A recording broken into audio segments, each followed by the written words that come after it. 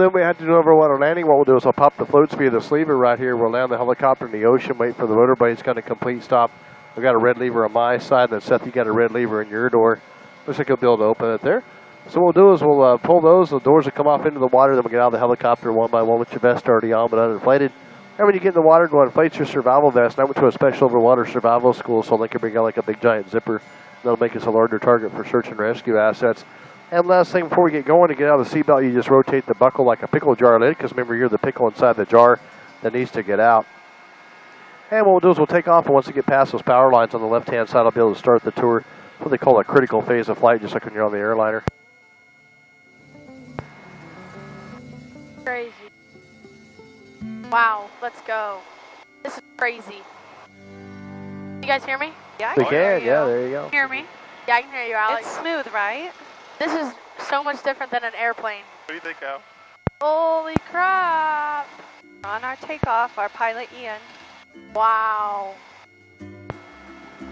Wow. Dewey. Oh, wait. I-O. All right, super in our mission profile now. Once again, my name is Ian. And a little bit of my background. I graduated from the University of California, San Diego in December 1993. Got my airplane license in August of 1994. And from there, I put my washer packet in with the Army and got picked up by February of 1995. Was out to basic training. Graduated from the Army's flight school in July of 1996. And from there, got a Black Hawk transition. Also became a Black Hawk instructor pilot. And from there, President Clinton sent me to Bosnia. President Bush sent me to Iraq. And to finish up my career, President Obama sent me to Afghanistan. I also got to work down in Central America, South Korea a couple of times, Alaska, Germany, and some other places around the world. Retired from the Army after 20 years and 24 days. Got a job flying medevac in my hometown of Amarillo, Texas. But after a while, you get tired of picking up drunk drivers at 2:30 in the morning under night vision goggles. And I always wanted to be a tour pilot here on the Big Island, so just like the Beverly Hillbillies, just packed up and moved over here, and now I'm happy as a clam. If you guys have ever taken a helicopter tour before, the key to success is to maintain your focus outside. If you do come inside to focus a cell phone or a camera or do any kind of rapid head moves that may make a little bit nauseous, yeah, we may have to climb up to 8,000 or 9,000 feet to go to the side of Mauna Loa. So on the way down, if your ears start to hurt, just do kind of a yawning motion, or you can pinch your nose to what they call the Valsalva maneuver. If that ever, just let me know. We'll just come down and slower than higher. Thank you for your service. Hey, you bet. I figured somebody had to do it, and they give you free travel to some of the world's most exotic places. So, yeah, unfortunately, got a few poopy clouds over the top of Mauna Kea right now, but if those are out of the way, you will be able to see the 16 different astronomical observatories up there. And the reason why those are there is we do have an inversion it sets up at night, makes for really clear skies. Yeah, Mauna Kea is close to 14,000 feet high, but it is the highest mountain in the world. If you go from the bottom of the ocean up to the summit, it's almost 33,000 feet from the seafloor up to the top. And we're also coming across the Parker Ranch, the reason why we have the cattle here. Those are brought over as a gift to King Kamehameha by the British in the late 1700s. And of course, he put those cattle off limits to the Hawaiians so they can glow and flourish, but they did such a good job of it. Of 1830, we had almost 3,000 cattle here in the islands. They weren't the pulled Herefords or the Angus like we have here today. They had the big giant horns on them. They're pretty aggressive animals. And they go up to the sides of the Hawaiians' houses and attack them and eat their crops. And of course, John Parker got here in 1809. He was tending fish ponds for King Kamehameha.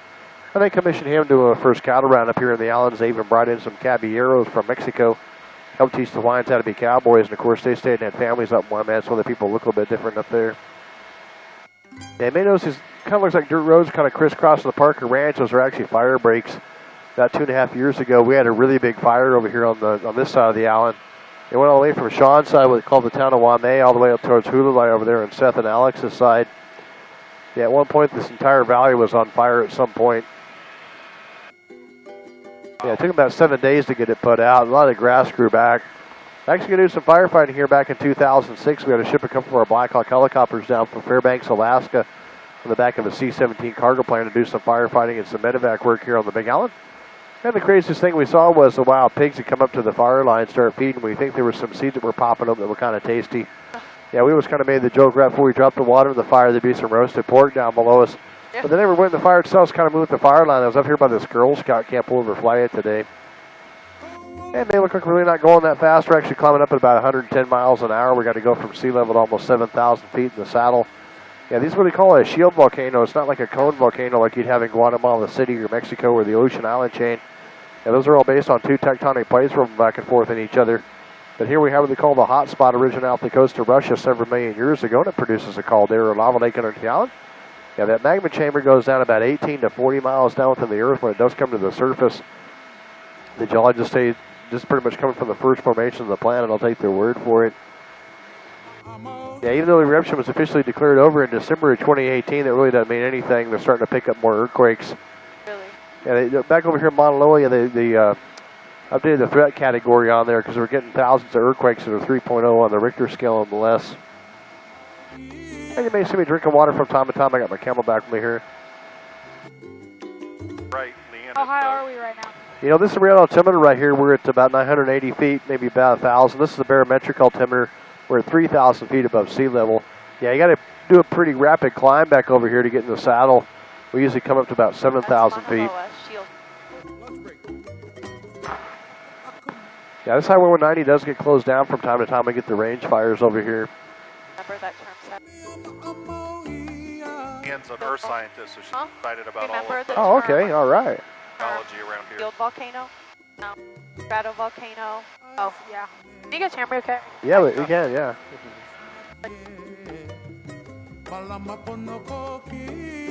And that's Mauna Kea, right? It is, yeah. And then Hululand is on the right-hand side. It's got a few clouds over the top of it right now, but that last erupted back in 1801. They say back in 1801, even the Galloping Horse can outrun that lava flow. Could or could not? Could not. Could not, yeah. Wow. That lava flow is going so fast off of there. And then, of course, Mauna Loa, that last erupted back in 1984, so it's been fairly recent. But before we had the eruption over in Lani Estates, I thought it was going to be Mauna Loa was going to be erupting. They installed a whole bunch of cameras up in the top, thermal imaging cameras and seismometers up and through there. But ended up being Kilauea that erupted out there. But it's all said and done, over 706 homes were destroyed. Over 2,000 people were displaced. Yeah, on the 3rd of May of 2018, that's when the first fissure came out in Lani Estates out there. That you were flying for some of the firefighting? Well, in 2006 we were, yeah. Yeah, back in 2006, the county didn't have a helicopter over here, and it was the military's responsibility between the Big Island and Oahu that any kind of firefighting or medevac that the military would do, and they did a deployment over there in the 25th Infantry Division over in Honolulu, and all their helicopters are gone, so the state says, hey, you're still responsible for this search and rescue and firefighting over here, so they looked at the map, said, hey, we own Black Hawk helicopters up in Fairbanks, Alaska, so about a week later, it was about minus 35 degrees Fahrenheit out in the middle of a snowstorm. We had an Air Force cargo plane land. We packed up 2 of our helicopters on and flew to Oahu. One got stationed over here, and the other got stationed over in Oahu out there, so over the Big Island here. Those homes to our left. Yeah, those are what they call the village of Waikiki over there. And that wasn't here back in 2006. That was just all open rangeland out there. It's multi-million-dollar homes now. So this is a separate cinder cone here? It is, yeah. Yeah, and then there's all these other out in the way. Yeah, all these little crevasses down through here, these are former lava tubes that collapsed themselves. Really? See, I thought it might just be a stream channel from water flow. Yeah, you know, it's just all the roof collapsed in, and these are former lava tubes. Yeah, there's a bunch of them over by Volcanoes National Park and then out in Mauna Loa. Looks very flattened. Yeah, it's a typical shield volcano over here. Yeah, just How fast are we? yeah, back when we get to the Girl Scout camp, I'll be contacting the Army to get permission to go through the airspace called the Pakaloa Training Area, Restricted Area 3103. Yeah, the reason why we have an active military base over here is we don't have any areas over in Oahu to do live fire exercises. So they bring all their artillery trucks and equipment over here via barge. Air Force also has a bombing range out there as well. And once you get line of sight with the control tower, I'll be contacting those guys to get permission to go through their airspace. That altitude to your right that keeps right around 800, you're going up because Oh yeah, that's the real altimeter right here.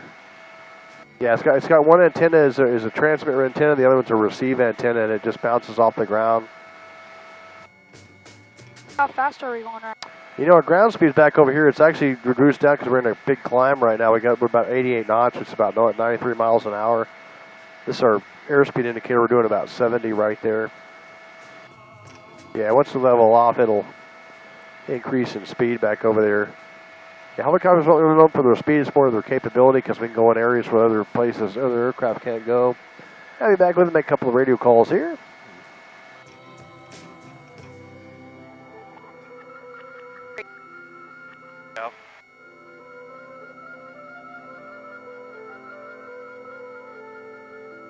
Hear me? Yeah, I can hear you. Alright.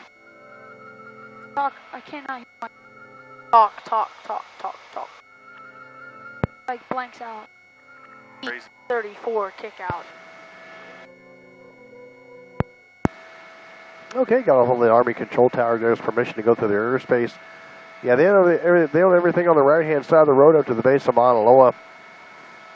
And the road up there is Route 200. It's also known as the Saddle Road. The official name is the Daniel K. Inouye Memorial Highway. And of course, Daniel K. Inouye was a senator from the state of Hawaii, was of Japanese descent, fought in World War II in the European theater. After he passed, they renamed the road after him down there. The old Saddle Road is in really bad condition. Actually went through the military base. If you were before the new road was built, your car rental contract said you couldn't even go down the Saddle Road. It would invalidate your insurance policy. Matter of fact, there was a couple of spots on there where you could get your rental car jumped like the Dukes of Hazzard out there if you got going fast enough. So we do get about 90% of our gasoline, diesel, jet fuel, and propane come to the top of this road from the port of Hilo. And Hilo, it's a two-lane road. For Hawaii standards, it is a four-lane highway because a lot of times so many vehicles and trucks will pull on the shoulder and let you pass. Yeah, we don't have any alligators here in the outlet. We do have a lot of tailgaters. They usually show up in the early morning. They've had a lot of coffee, and they usually run late to work. Or they even trying to get back to their house. They just kind of pull on the shoulder and let those guys pass. You probably feel safer on the roads in Central America than you do here. For some reason, you just absolutely lose their minds and don't know how to drive. A lot of the scientists do claim this gray haze in the air called fog or volcanic fog is a neurotoxin. May have something to do with the decision-making process. There's even a French scientist has the theory it creates an anxiety disorder in some people as well. Yeah, What mountain is to our right? that's gonna be Mauna Loa out there. Yeah, they're pretty close in elevation to each other. Yeah, Mauna Kea is like 13,696 feet. I just kind of rounded up to 14,000. That's easier number to remember. Yeah, there's some buildings about 3/4 of the way up on Mauna Loa out there on the right-hand side. Yeah, the National Oceanic and Atmospheric Administration has an observatory up there. There's a history of atmospheric monitoring. Yeah, back in 1958, there was a scientist from the Scripps Institute of Oceanography that had a theory that we had rising CO2 levels here on the planet and needed to find a place to get some air samples that weren't tainted by industrial pollution, so we went to the summit that seemed to work for his experiments there. And that equipment stayed there from 1958 to 2008, and then after he passed, the son, who's also an atmospheric scientist from down in San Diego, came over here and still works up there today after he switched off all the equipment. Yeah, that airport out in the middle of nowhere is called Bradshaw Army Airfield. It's a C-130 capable runway. Yeah, it looks pretty short, but seeing do it, the runway itself is about 3,700 feet long. They've got 2 Black Hawk helicopters out there for medevac support in case anybody gets hurt at the training area. Take them to the Hilo Medical Center. We're back at Tripler and Oahu there. Get to fly a Black Hawk any more? No, he just, since I retired from the Army, they don't let you back in. So, but they're actually, it's funny you mentioned that there is some contractor jobs that they're selling those old Black Hawks off to like contractors that had contracts out with the State Department, so you may go work in Africa and be flying those helicopters again. So it's always an option if you don't want to do tours anymore. What's easier to fly, a helicopter or an Airplane. Yeah, because once you get everything set, they kind of fly themselves. Yeah, this one doesn't have an autopilot on it, so you have to manually fly everything on it. So, yeah, the helicopter flew in Amarillo, Texas. It was made in Germany. We had a full access autopilot. You could take your hands all controls. It actually fly in the clouds for you too as well. So you think that's also a collapsed lava tube? It is, yeah. That's yeah, those crazy. are all collapsed Can lava you get a tubes. picture of that, Sean, from Got your it, side? Yeah, I got it. Thanks. Is that an Army base down there? It is, yeah. It's called the Pakaloa Training Area. Yeah, it's a joint base. All the soldiers, airmen, Marines, and sailors come over here to use the gunnery ranges. This is called Mauna Kea Park out the right-hand side. That's about the only place you can really stop and take a break right there. In between. Yeah, in between Hilo, yeah. It's usually where people run out of gas down there. I'm driving this road tomorrow. Oh, okay. Is there gas there? No, there's no fuel down there. That's a water tank down the right-hand side. Yeah, we also recall the NASA Mars site. You can see that white golf ball looking structure out there about halfway up on Mauna Loa. And what they do is they have volunteers go live inside that dome for almost an entire year. When they go outside, they have to be in these big, giant green spacesuits.